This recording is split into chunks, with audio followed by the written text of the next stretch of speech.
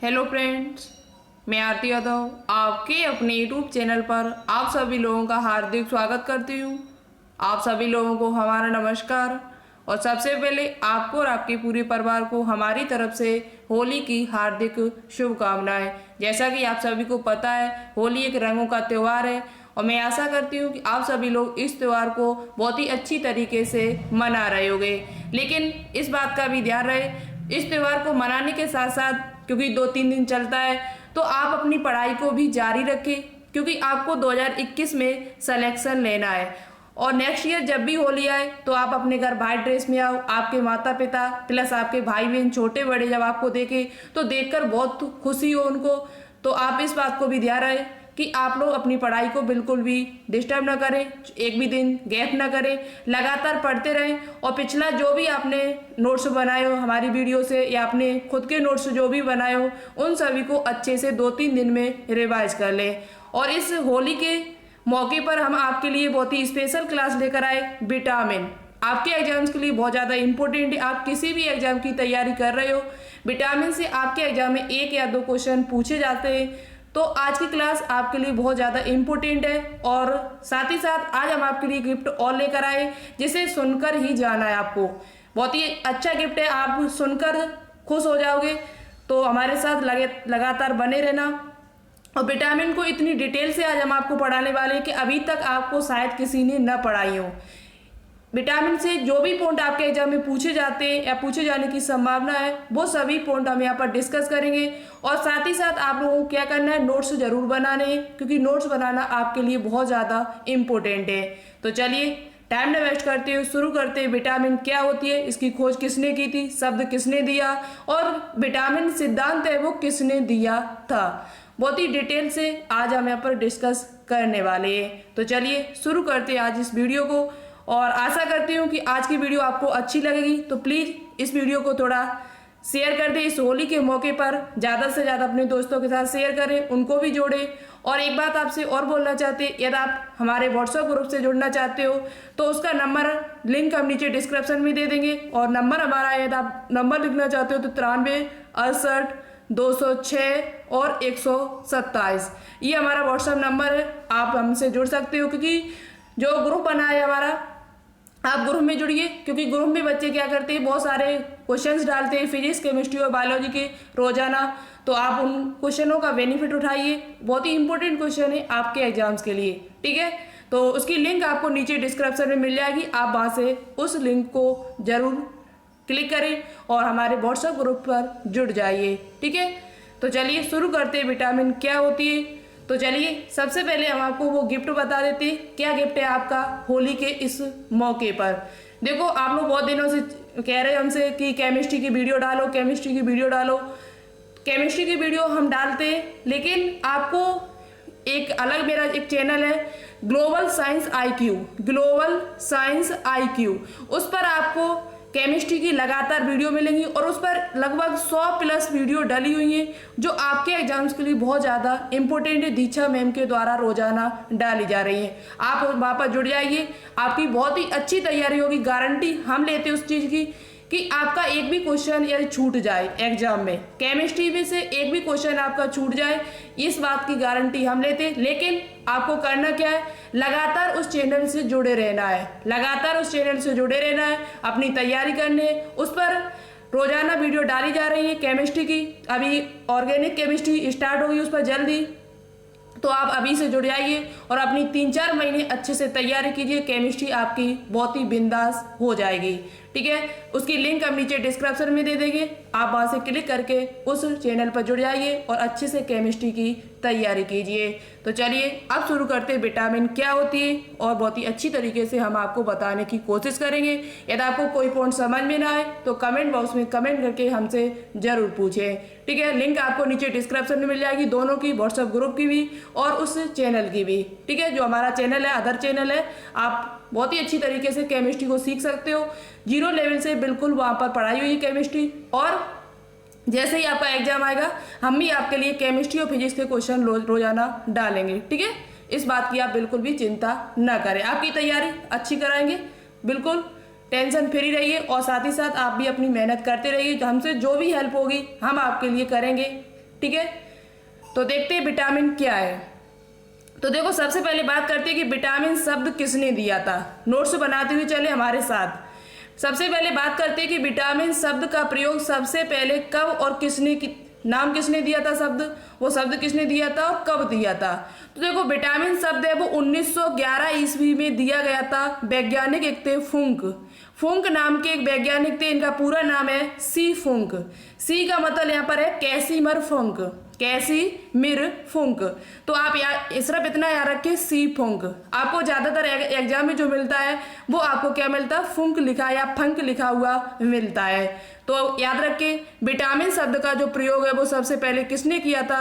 तो विटामिन शब्द का प्रयोग सबसे पहले फुंक नाम के वैज्ञानिक ने 1911 ईस्वी में किया था। कब किया था, 1911 ईस्वी में किया हुआ था। तो आपको एक पॉइंट क्लियर हो चुका होगा कि विटामिन शब्द का जो नामकरण है वो किसके द्वारा किया गया था। तो सी फुंक के नामक वैज्ञानिक के द्वारा किया गया था। अब बात करते हैं कि विटामिन की खोज किसने की थी। विटामिन की खोज किसके द्वारा की गई थी। विटामिन की खोज सबसे पहले किसके द्वारा की गई थी। तो इसकी खोज जो सबसे पहले द्वारा की गई थी, एक वैज्ञानिक थे लुनिन नाम के एक वैज्ञानिक थे, जिसके द्वारा विटामिन की खोज की गई थी। किसकी खोज की गई थी, विटामिन की। तो 2 पॉइंट यहाँ से क्लियर आपको हो चुके हैं, शब्द किसने दिया था और खोज यानी डिस्कवरी किसने की थी। अब बात करते हैं कि विटामिन सिद्धांत किसने दिया था। विटामिन जो थ्योरी है वो किसके द्वारा दी गई थी। तो याद रखें विटामिन जो सिद्धांत है वो एक वैज्ञानिक थे। विटामिन जो सिद्धांत है वो किसके द्वारा दिया गया था। तो हॉपकिंस नाम के एक वैज्ञानिक थे। हॉपकिंस उनके साथ साथ हमारे जिन्होंने विटामिन शब्द दिया था, फुंक नाम के जो वैज्ञानिक थे, इन दोनों लोगों ने क्या किया था, विटामिन सिद्धांत दिया था। विटामिन जो थ्योरी है वो हॉपकिंस और उसके साथ साथ फुंक नामक वैज्ञानिक ने दी हुई थी। तो तीनों पॉइंट आपको क्लियर हो चुके होंगे। विटामिन शब्द किसने दिया था, फुंक ने दिया था। विटामिन की खोज किसने की थी, तो लुनिन नाम के वैज्ञानिक ने की थी। और विटामिन सिद्धांत किसने दिया था, तो हॉपकिंस तथा फुंक नामक वैज्ञानिक ने दिया हुआ था। तो ये तीनों पॉइंट आपको क्लियर हो चुके होंगे और तीनों पॉइंट इंपॉर्टेंट है। तीनों से आपके एग्जाम में क्वेश्चन बनते हैं, ठीक है।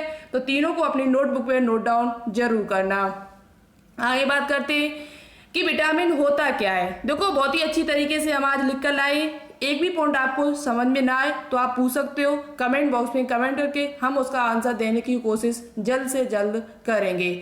तो बात करते हैं विटामिन होता क्या है। देखो बेसिक पॉइंट आपको पता होने चाहिए। कोई आपसे पूछने लगे कि विटामिन क्या है, तब आप क्या बताओगे। तो ये ना दिमाग में रखा करोगे, क्वेश्चन ही पढ़े, क्वेश्चन खेलते रहे, बस वही पढ़े जो एग्जाम में आता हो। एग्जाम में आज अच्छी बात है कि आप वही पढ़ो जो एग्जाम में आए, वे फालतू एक भी पॉइंट नहीं पढ़ो, लेकिन आपको बेसिक जानकारी भी होनी चाहिए। तो वही बेसिक जानकारी कुछ है विटामिन से संबंधित जो हम आपको यहाँ पर बताएंगे। विटामिन क्या होती है, तो विटामिन एक ऐसे कार्बनिक यौगिक है। विटामिन जितनी भी होती है वो सभी कार्बनिक यौगिक है। कैसे यौगिक है, कार्बनिक यौगिक, और जिनकी आवश्यकता मानव शरीर में अल्प मात्रा में होती है। ऐसा नहीं है कि बहुत ज्यादा विटामिन की जरूरत हो आपको, नहीं, बिल्कुल अल्प मात्रा, बहुत थोड़ी मात्रा में आपको जरूरत उसकी होती है। सामान्यतः विटामिन ईंधन पदार्थों के संश्लेषण को नियंत्रण करता है। जो हमारे पदार्थ, जो ईंधन पदार्थ है, जो हमें ऊर्जा प्रदान करते हैं, उनको ये क्या करता है, संश्लेषण को नियंत्रण करता है, उनके सिंथेसिस को कंट्रोल करता है। कौन, विटामिन। तो विटामिन एक कार्बनिक यौगिक है और ये इसकी जरूरत है वो हमको कैसी है, अल्प जरूरत है, बहुत कम मात्रा में इसकी मुझे जरूरत पड़ती है, लेकिन इंपॉर्टेंट बहुत है। याद रखिए विटामिन को और एक नाम से जाना जाता है, विटामिन को सुरक्षात्मक तत्व कहा जाता है। विटामिन को पूछा जाता है, विटामिन और खनिज लवण जो हमारे होते हैं उनको क्या कहा जाता है, तो इन दोनों को सुरक्षात्मक तत्व कहा जाता है। क्या कहा जाता है, सुरक्षात्मक तत्व कहा जाता है। क्यों, क्योंकि ये हमारे शरीर की सुरक्षा करती है। यदि विटामिन ए की कमी हो जाए तो आपकी आंखों में प्रॉब्लम आएगी। यदि आपको विटामिन ए की कमी हो जाए तो आपकी आंखों में रतौंधी रोग हो जाएगा। तो ये अब ये हमारी क्या हो रही है, सुरक्षा तो हो रही है। विटामिन बी की कमी हो जाए तो त्वचा संबंधी रोग हो जाते हैं। तो ये इसका मतलब हुआ कि विटामिन जो और खनिज लवण जो होते हैं वो हमारे शरीर की सुरक्षा करते हैं, ये हमको ऊर्जा नहीं देते। इस बात को भी आप लोग ध्यान रखें। विटामिन जो होती है वो हमें ऊर्जा प्रदान नहीं करती, बल्कि ये हमारे शरीर की सुरक्षा करती है। ठीक है, तो ये पॉइंट इंपॉर्टेंट है, आपसे पूछा जा सकता है विटामिन को और क्या कहा जा सकता है। तो विटामिन को एक सुरक्षात्मक तत्व भी कहा जा सकता है। ठीक है, नेक्स्ट पॉइंट बात करते हैं। विटामिन शब्द का प्रयोग 1911 में सबसे पहले सी फंक नामक वैज्ञानिक ने किया हुआ था। इसका नामकरण अंग्रेजी वर्णमाला के क्रम में किया गया था, जैसे A B C D E के। आपको पता है विटामिन 6 प्रकार की होती है, A B C D E के, लेकिन बी को कई भागों में प्रकार में बांटा गया है, उस पर भी हम आज चर्चा करेंगे। आज यहाँ पर हम विटामिन ए और विटामिन बी के जितने भी प्रकार हैं उन सभी को पूरा डिस्कस करेंगे। बचे हुए जो प्रकार हैं सी डी ई के, इनको हम नेक्स्ट वीडियो यानी कल लेकर आपके लिए आएंगे, तो उसको भी देखना बिल्कुल भी न भूलें, क्योंकि विटामिन से आपके एग्जाम में क्वेश्चन पूछे जाते हैं, चाहे आप किसी भी एग्जाम की तैयारी कर रहे हो 2021 में। नेक्स्ट पॉइंट बात करते हैं। विटामिन प्राणियों की वृद्धि एवं विकास के लिए आवश्यक है। देखो नोट्स जरूर बनाएं। कैसे नोट्स बनाओगे? आपको सिर्फ इतना लिखना है, जो भी ये पॉइंट लिखे हुए हैं ब्लू कलर से उनको लिखना है। आपको स्टार बना के लिखना है कि विटामिन प्राणियों की वृद्धि एवं विकास के लिए आवश्यक है। विटामिन जो होती है वो प्राणियों की वृद्धि एवं विकास के लिए कैसी है? आवश्यक है। ये शरीर की विभिन्न उपापचयी क्रियाओं को नियंत्रण और बीमारियों से रक्षा करती है। विटामिन जो होती है वो उपापचयी क्रियाओं, मेटाबॉलिज्म जो क्रियाएं होती है, रिएक्शन होती है, उनको नियंत्रण करती है। उसके साथ साथ ये बीमारियों से रक्षा करती है। किससे रक्षा करती है? बीमारियों से रक्षा करती है। ये सह एंजाइम यानी को एंजाइम जो होते हैं, जो को एंजाइम्स होते हैं, उनके संयोजन में भाग लेते हैं और विटामिन की कमी से होने वाले रोग को अपूर्णता रोग कहते हैं। ये पॉइंट आपके लिए बहुत ज्यादा इंपॉर्टेंट है। पूछा जाता है कि विटामिन की कमी से होने वाले रोग को किस नाम से जाना जाता है? तो अपूर्णता रोग यानी डिफिशियंसी डिसीज के नाम से जाना जाता है। तो इस पॉइंट को आप अपनी नोटबुक पे नोट डाउन कर लें। विटामिन की कमी से होने वाले रोग को क्या कहा जाता है? तो अपूर्णता रोग यानी डिफिशियंसी डिसीज कहा जाता है। विटामिन किस काम में सहायक है? तो विटामिन प्राणियों की वृद्धि एवं विकास के लिए भी आवश्यक होती है, लेकिन इस बात का आप लोग ध्यान रखें, विटामिन से हमें ऊर्जा प्राप्त नहीं होती है। ओके, इस पॉइंट को भी आप लोग अच्छे से याद रखें। नेक्स्ट पॉइंट बात करते हैं। वर्तमान में देखा जाए विटामिन कितनी है लगभग, तो वर्तमान में वैज्ञानिकों के द्वारा लगभग 20 प्रकार के विटामिन की खोज हो चुकी है। वर्तमान में यह देखा जाए प्रेजेंट टाइम पर, तो वैज्ञानिकों के द्वारा लगभग 20 प्रकार के विटामिन की खोज हो चुकी है, जिनमें 13 मानव शरीर के लिए आवश्यक है। 13 जो है वो मानव शरीर के लिए बहुत ज्यादा आवश्यक है। और याद रखें कि विटामिन डी और विटामिन डी और के ऐसी विटामिन है जो हमारे शरीर में उनका संश्लेषण आसानी से हो जाता है। विटामिन डी और विटामिन के ऐसी विटामिन है जो जिनका संश्लेषण हमारे शरीर में हो जाता है, लेकिन बची हुई जो बाकी की विटामिन है ए बी सी, ये जो ई विटामिन है ये हम बाहर से प्राप्त करते हैं। बाहर से जो बाह्य स्रोत होते हैं भोजन से उन्हें हम प्राप्त करते हैं, फलों से प्राप्त करते हैं, अंडे से प्राप्त कर सकते हैं, मछली से प्राप्त कर सकते हैं, उसके तेल से, यकृत के तेल से। लेकिन विटामिन डी और के जो होती है वो हमारे शरीर में भी उसका संश्लेषण हो जाता है। तो क्वेश्चन आपसे पूछा जा सकता है ऐसी कौन सी विटामिन है जिनका हमारा शरीर खुद उनका संश्लेषण कर सकता है? तो वो आपकी विटामिन डी और के होती है। कौन सी होती है? विटामिन डी और विटामिन के। शेष विटामिन है उनको हम बाह्य स्रोत से प्राप्त कर सकते हैं, इनको भी कर सकते हैं, लेकिन 2 विटामिन ऐसी हैं जिनका शरीर में संश्लेषण हो जाता है। ठीक है, नेक्स्ट पॉइंट बात करते हैं। एक पॉइंट यहाँ पर और इम्पोर्टेंट है कि विलेयता के आधार पर विटामिन को 2 श्रेणियों में विभाजित किया गया है। घुलनशीलता के आधार पर देखा जाए तो विटामिन को 2 श्रेणियों में बांटा गया है, वसा में घुलनशील विटामिन और जल में घुलनशील विटामिन। यहाँ से आपके एग्जाम में क्वेश्चन बनता है, तो इसे ध्यान से देखें। जो भी पॉइंट है अच्छे से हम आपको समझाने की कोशिश करेंगे।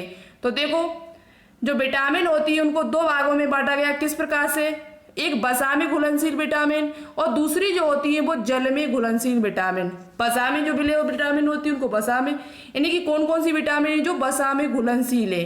तो आप याद रखें, ये पॉइंट इंपोर्टेंट है। विटामिन ए, विटामिन डी, ई, के। ए, डी, ई और के, एडिक। एडिक जो है यानी ए डी के जो विटामिन है वो वसा में घुलनशील है, और बी और जो सी विटामिन है वो आपकी जल में घुलनशील है। किस में घुलनशील है? जल में। अब बाकी की जो पॉइंट यहाँ पर लिखे हुए हैं कि विटामिन ए की कमी से रतौंधी होता है, डी की कमी से रिकेटिस होता है, ये हम आपको एक एक करके सभी बताते चलेंगे, तो यहाँ पर ज्यादा टाइम वेस्ट नहीं करेंगे। सिर्फ यहाँ पर आपको इतना ध्यान रखना है कि विटामिन को घुलनशीलता के आधार पर दो प्रकार में बांटा है, दो भागों में बांटा गया है, जल में घुलनशील विटामिन और वसा में घुलनशील विटामिन। आपको पहले से भी पता होगा, तो आप सिर्फ ध्यान किस बात पर रखना है आपको कि विटामिन ए की कमी से कौन सा रोग होता है, इसमें हमको क्या खाना चाहिए, और इसका रासायनिक नाम क्या है, और इसकी कमी से कौन कौन से रोग होते हैं। ये 3-4 पॉइंट हैं जो आपको बहुत अच्छी तरीके से ध्यान में रखना है, और यहीं से आपके एग्जाम में क्वेश्चन बनता है। सफेद बालों का होना किसके कारण होता है, बालों का झड़ना किसके कारण होता है, ये सभी हम आपको पॉइंट यहाँ पर डिस्कस करने वाले हैं। ठीक है, अब सबसे पहले हम बात करते हैं विटामिन ए, क्योंकि यही सबसे पहले आती है। यदि अंग्रेजी वर्णमाला में देखा जाए तो विटामिन ए होता है शब्द वो सबसे पहले आता है। तो हम बात करते हैं विटामिन ए क्या है, इसका रासायनिक नाम क्या है, इसकी कमी से कौन सा रोग होता है, और हमें क्या क्या खाना चाहिए। ठीक है, तो देखते हैं विटामिन ए। विटामिन ए का जो रासायनिक नाम होता है वो रेटिनॉल होता है। सबसे पहला पॉइंट आप अपनी नोटबुक पे नोट डाउन करें, विटामिन ए का जो रासायनिक नाम है वो रेटिनॉल होता है। क्या होता है? रेटिनॉल। यहाँ पे अपनी नोटबुक पे नोट डाउन कर ले, रेटिनॉल। ठीक है, दूसरा पॉइंट आपको क्या नोट डाउन करना है? दूसरा पॉइंट आपको करना है कि ये विटामिन जो होती है वो वसा में घुलनशील होती है। किस में घुलनशील होती है? यह जो विटामिन होती है वो वसा में घुलनशील होती है, और इसका एक रासायनिक नाम और है। ये जो पॉइंट हम लेकर आए ये सभी एनसीईआरटी बुक के पॉइंट है, इस बात को भी आप याद रखें। ये जितने भी पॉइंट है वो सभी एनसीईआरटी बुक के। तो दूसरा नाम एक और यहाँ पर दिया हुआ है कि इसका रासायनिक नाम एक्सेरोफाइटोल भी होता है। एक्सेरोफाइटोल के नाम से भी इसे जाना जाता है, साथ ही साथ इसे रेटिनॉल। ये आपको ज्यादा एग्जाम में मिलता है, तो आप इसे ही अच्छे से याद रखें, और इसे भी याद रखें, शायद आपको कभी एग्जाम में मिल जाए। तो विटामिन ए को एक्सेरोफाइटोल के नाम से भी जाना जाता है, इस बात को भी आप लोग याद रखें। विटामिन ए जो होती है वो दृष्टिवर्धक यानी जो दिखाने यानी आंखों से संबंधित है। विटामिन ए दृष्टिवर्धक संश्लेषण एवं उपकला ऊतक स्तरों की, जो उपकला ऊतक एपिथेलियम जो टिश्यू होता है उसके स्तर जो लेयर होती है उसकी वृद्धि एवं विकास में सहायक होती है। विटामिन ए वो देखने वाले जो वर्धक होते हैं, आंख में जो हमारे वर्धक पाए जाते हैं उनके संश्लेषण में, और साथ ही साथ ये क्या है, उपकला ऊतक के जो उपकला ऊतक जो होता है एपिथेलियम जो टिश्यू होता है उसकी लेयर की वृद्धि एवं विकास में भी सहायक होती है। कौन? Vitamin A. अब बात करते हैं मनुष्य में इसकी कमी यदि हो जाए तो कौन से रोग हो जाएंगे। मनुष्य में यदि इसकी कमी हो जाए तो कौन कौन से रोग आपको हो सकते हैं। तो सबसे पहला रोग है आपका रतौंधी। मनुष्य में यदि विटामिन ए की कमी हो जाए तो रतौंधी होती है। उसके साथ साथ एक रोग और होता है जीरोथैलेमिया। ये रोग भी होता है जो विटामिन ए की कमी से होता है, इसे हम ड्राई आइज कहते हैं। जब ये जीरोथैलेमिया रोग होता है तो हमारी आंखों से आंसू बनना बंद हो जाते हैं, हमारी आंखों में आंसू नहीं आते, आंखों में क्या नहीं आते? आंसू नहीं आते, यानी हमारी जो आंखें होती है वो सूखी सूखी रहती है। तो आप समझ लेना कि हमको जीरोथैलेमिया हो गया। कौन सा रोग हो गया? जीरोथैलेमिया नाम का रोग हो गया। ओके, जीरोथैलेमिया नाम का हमको रोग हो गया है। तो विटामिन ए की कमी से रतौंधी, उसके साथ साथ ये रोग भी हो जाता है। विटामिन ए को एक नाम और दिया गया है, विटामिन ए को प्रतिसंक्रमण के नाम से भी जाना जाता है। विटामिन ए को प्रतिसंक्रमण एंटी इफेक्टिव के नाम से भी जाना जाता है। इस पॉइंट को भी आप लोग अपनी नोटबुक में नोट डाउन जरूर करें।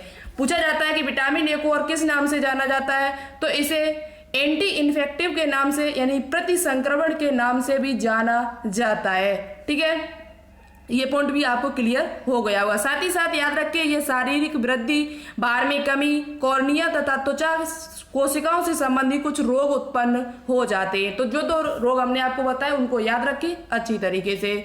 विटामिन ए के मुख्य स्रोत क्या क्या है? तो गाजर हुआ आपका, हरी सब्जियां हुई, घी, दूध, पनीर, अंडा, मछली आदि ये चीजें जो होती है वो विटामिन ए के मुख्य स्रोत है।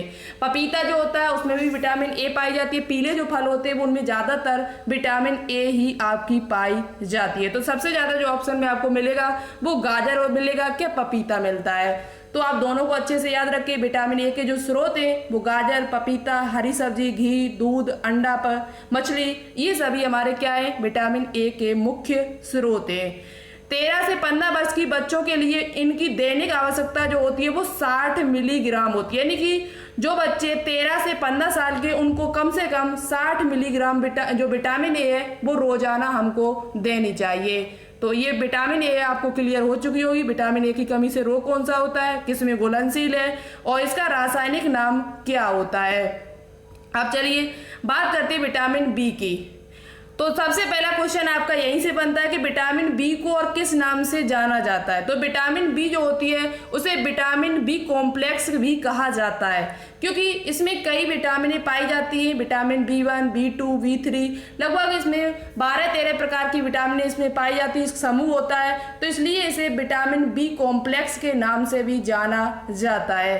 तो इस पॉइंट को भी आप लोग याद रखें। अब बात करते हैं कि विटामिन बी है वो किसमें घुलनशील है। तो सबसे पहला पॉइंट आपको यही याद रखना है कि यह जल में घुलनशील नाइट्रोजन युक्त विटामिन है। जो विटामिन बी है वो जल में घुलनशील नाइट्रोजन युक्त विटामिन है, इसमें नाइट्रोजन पाई जाती है और यह विटामिन बी का समूह है। इसमें 11 प्रकार के विटामिन पाए जाते हैं, लगभग इसमें 11 प्रकार के विटामिन पाए जाते हैं, इसलिए इसे विटामिन बी कॉम्प्लेक्स कहा जाता है। क्या कहा जाता है, विटामिन बी कॉम्प्लेक्स कहा जाता है। ये किसमें घुलनशील है, तो ये वाटर में घुलनशील यानी जल में घुलनशील होती है, जबकि विटामिन ए किसमें घुलनशील है, वो वसा में घुलनशील है। ठीक है, विटामिन सबसे पहले हम बात करते हैं विटामिन B1। विटामिन B1 का जो रासायनिक नाम है वो आपका थायमीन होता है। क्या होता है, थायमीन। विटामिन B1 का जो रासायनिक नाम है वो आपका थायमीन होता है, जो जल में घुलनशील है। किसमें घुलनशील है, जल में घुलनशील है। याद रखें, विटामिन बी जब जल में घुलनशील है तो उसके साथ साथ जो भी विटामिन होगी वो सभी ही जल में घुलनशील होंगी, चाहे विटामिन B1 हो, चाहे विटामिन B12 हो, चाहे कितनी भी विटामिन हो, वो सभी जो विटामिन होगी वो आपकी जल में ही घुलनशील होंगी। इस बात को भी आप लोग ध्यान में रखें। इसकी कमी से बेरी रोग होता है। इसकी कमी से यदि आपसे रोग पूछा जाए कौन सा रोग होता है, तो बेरी रोग होता है। इसमें क्या होता है, आपकी त्वचा संबंधी रोग उत्पन्न होते हैं। जितनी भी विटामिन है, बी वाली जो विटामिन है, उनसे ज्यादातर त्वचा संबंधी रोग उत्पन्न होते हैं। ठीक है, तो इस बात को भी आप लोग याद रखें। उनके साथ साथ और भी रोग है वो हम आपको आगे बताएंगे। और सफेद बालों का होना, ये क्वेश्चन बहुत ज्यादा पूछा जाता है। बालों का झड़ना किसकी कमी से होता है, तो ये पॉइंट आपके एग्जाम्स के लिए इंपॉर्टेंट है, पूछे भी जाते हैं, तो उनको ध्यान से सुने, आगे हम अभी आपको बताएंगे। ठीक है, वृद्धि का विटामिन बेरी यानी कि वृद्धि का रुकना। बेरी का मतलब यहाँ पर ये दे रहे हैं, वृद्धि का रुकना, वजन का घटना, तंत्र का विकास मंद, यानी तंत्र का विकास है उसकी मंद धीरे होना, आदि रोग इससे संबंधित होते हैं। बेरी का मतलब यहाँ पर वृद्धि रुकना, वजन का घटना, तंत्र का विकास मंद होना, रोग हो जाता है। और इसमें क्या खाना चाहिए, इसके मुख्य स्रोत क्या क्या है, तो बीज वाले अनाज, मांस, दूध, सोयाबीन, हरी सब्जियां, चावल, ये विटामिन B1 के मुख्य स्रोत है। तो कुछ ये स्रोत आपको दिए, ये सभी याद कर ले, इंपोर्टेंट है, आपसे पूछे जा सकते हैं कि विटामिन B1 के स्रोत निम्न में कौन कौन से हैं, तो आप याद कर दें। बीज वाले अनाज, जो बीज वाले अनाज होते हैं, अंकुरित अनाज, और मांस, दूध, सोयाबीन, ये सभी विटामिन बी के क्या है, स्रोत है, B1 के। ठीक है, तो विटामिन B1 की कमी से कौन सा रोग होता है, बेरी रोग होता है। इसमें थायमीन, और इसका रासायनिक नाम क्या है, तो आपका थायमीन है। अब बात करते हैं विटामिन B2।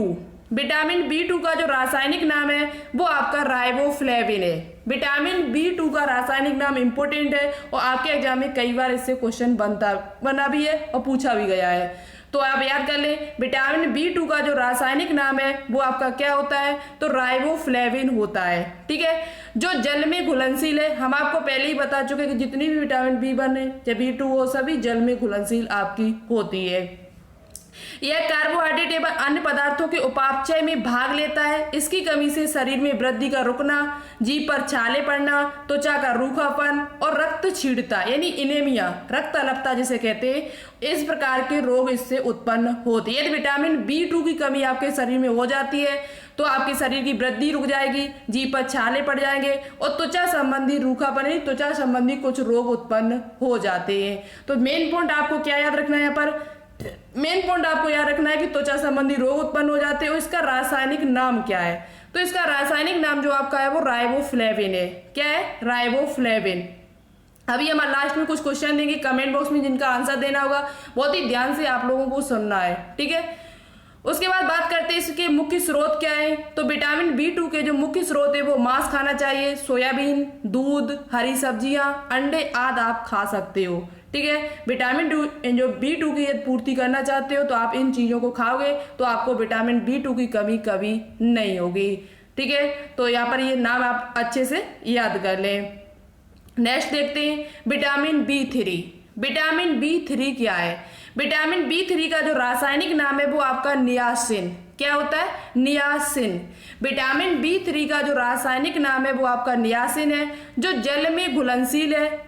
अभी हमने आपको बताया था ये किस में घुलनशील है? जल में घुलनशील है। इसकी कमी से शरीर में पेलिग्रा नामक रोग उत्पन्न हो जाता है। वेरी वेरी इंपॉर्टेंट पॉइंट है ये, आपके एग्जाम्स के लिए पूछा जाता है कि विटामिन B3 की कमी से कौन सा रोग होता है, या पेलिग्रा जो रोग है वो किसकी कमी से होता है, किस विटामिन की कमी से होता है। तो आप बता सकते हो विटामिन B3।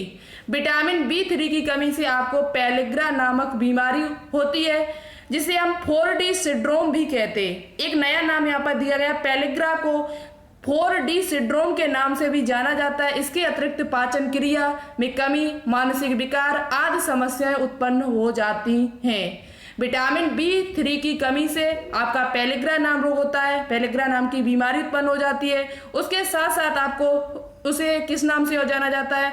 तो उसे 4D सिंड्रोम कहा जाता है। और उसके साथ साथ आपको अन्य बीमारियां और उत्पन्न हो जाती हैं, जैसे पाचन क्रिया में कमी होना, मानसिक विकार उत्पन्न होना आदि समस्याएं इसमें उत्पन्न हो जाती हैं। इसके स्रोत क्या है मुख्य? तो आपको ईस्ट यानी खमीर खाना चाहिए, मांस खाना चाहिए और हरी सब्जियां आदि इसमें खानी चाहिए। तो क्या क्या खाना चाहिए? ईस्ट यानी खमीर, एक प्रकार का कवक है आपका, फंजाई है, मांस खाना चाहिए और हरी सब्जियां आपको खानी चाहिए। तो सबसे इंपॉर्टेंट पॉइंट आपका यही बनता है कि विटामिन B3 की कमी से पेलिग्रा नाम की बीमारी उत्पन्न होती है। और साथ ही साथ इसका रासायनिक नाम क्या है? तो इसका रासायनिक नाम जो आपका है वो नियासिन है। क्या है? नियासिन। नोटबुक पे नोट डाउन जरूर होना चाहिए आपका, ठीक है। नेक्स्ट बात करते हैं vitamin B5। Vitamin B5, vitamin B5 का जो रासायनिक नाम है वो आपका पेंटोथेनिक एसिड। विटामिन B5 का जो रासायनिक नाम है वो आपका क्या है? पेंटोथेनिक एसिड यानी पेंटोथेनिक अम्ल। पेंटोथेनिक अम्ल देखो आपको पता होगा, 5 जहां पर होता है उसे क्या कहते हैं? पेंटोज या पेंट के नाम से जानते हैं। तो आप यहां से याद कर सकते हो पेंटो शब्द जहां आ जाए आप समझ लेना कि ये विटामिन B5 का रासायनिक नाम है। किसका है? विटामिन B5 का जो रासायनिक नाम है वो आपका पेंटोथेनिक एसिड है, क्योंकि पेंटा शब्द जो होता है वो 5 के लिए यूज किया जाता है रासायनिक में, केमिस्ट्री में। तो आप यहां से इसका नाम तो याद कर सकते हो। जो जल में घुलनशील है, इसकी कमी से चर्म रोग यानी त्वचा संबंधी रोग उत्पन्न हो जाते हैं। बालों का सफेद होना, वेरी इंपॉर्टेंट पॉइंट है, बालों का सफेद होना, जो आपके बाल सफेद हो जाते हैं वो किसकी कमी से होते हैं? वो आपके विटामिन B5 की कमी से होते हैं। किसकी कमी से होते? विटामिन B5 की कमी से होते हैं। जनन क्षमता में कमी होना, जनन क्षमता ये कमी जो होना है, जो रिप्रोडक्शन ये कमी होने सिस्टम जो संबंधी रोग होते हैं वो विटामिन E की कमी से भी मुख्यतः होते हैं। लेकिन मुख्यतः यह देखा जाए तो विटामिन E की कमी से होता है। जब आपको विटामिन E ना दिया जाए तो आपको विटामिन B5 ऑप्शन में दिया जाएगा।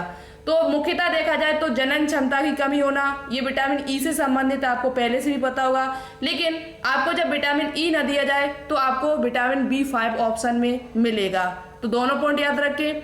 उसके साथ साथ थकान, उल्टी, अनिद्रा, नींद न आना आदि अनुभव होता है, ये किसी कमी से? सभी विटामिन B5। तो विटामिन B5 से आप ये 2 रोग तो बहुत अच्छी तरीके से याद रखें, चर्म रोग और बालों का सफेद होना। चर्म रोग और बालों का सफेद होना ये सभी किससे होते? विटामिन B5 से होते। और इसके मुख्य स्रोत क्या है? तो अंडा खाना चाहिए, इकरत का तेल, मांस और दूध और मूंगफली आदि हमको खाने चाहिए। ये सभी किसके? मूंगफली जो होता है वो किसमें खाना चाहिए? तो विटामिन B5 में हमको खाना चाहिए। विटामिन B5 की यदि आपको पूर्ति करनी है तो आप क्या खाएं? मूंगफली खा सकते हो, अंडा खा सकते हो, मांस खा सकते हो, और आपको चर्म रोग और बालों का सफेद होना ये रोग उत्पन्न नहीं होंगे।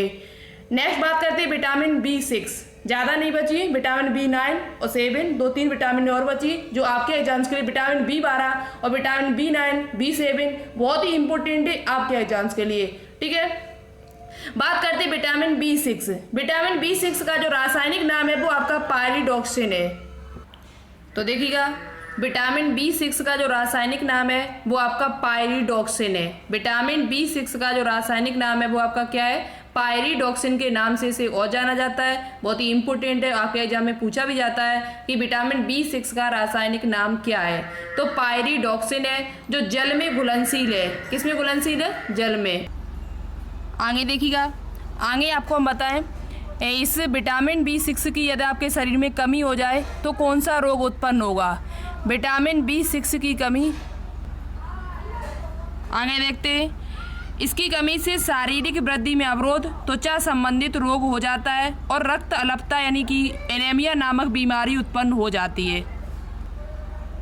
तो देखो, विटामिन B6 का जो रासायनिक नाम है आपको पता लग गया कि पायरिडॉक्सिन होता है।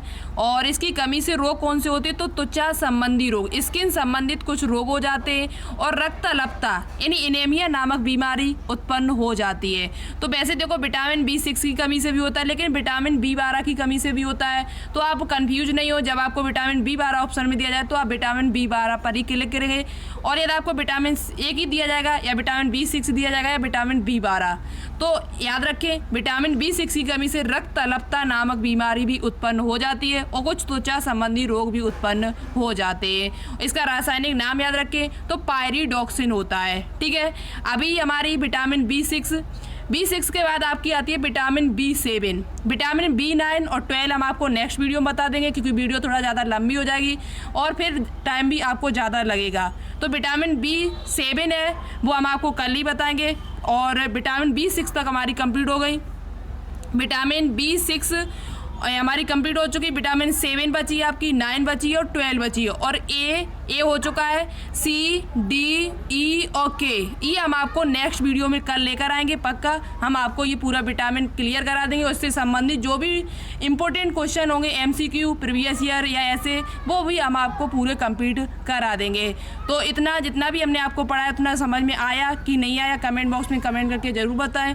और आज की वीडियो कैसी लगी ये भी हमें बताएं। और ज़्यादा से ज़्यादा इस वीडियो को प्लीज़ शेयर करें, ज़्यादा से ज़्यादा अपने दोस्तों के साथ। और केमिस्ट्री का जो हमने आपको बताया चैनल, उसे भी सपोर्ट करें और केमिस्ट्री लगातार उससे पढ़ते रहें। यदि आप लगातार उस चैनल से जुड़े रहोगे तो आपको गारंटी हम दे रहे कि आपका एक भी क्वेश्चन छूटेगा नहीं।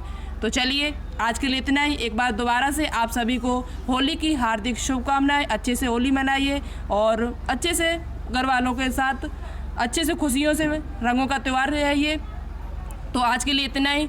और प्लीज़ इस वीडियो को ज़्यादा से ज़्यादा शेयर करें, लाइक ना किया तो लाइक कर दीजिए। और जो भी स्टूडेंट्स हमसे न्यू जुड़ रहे हैं वो हमारे चैनल को सब्सक्राइब कर बेल आइकन को प्रेस ऑल को क्लिक कर लें। तो आज के लिए इतना ही। Okay, thanks for watching this video. Jai Hind, Vande Mataram.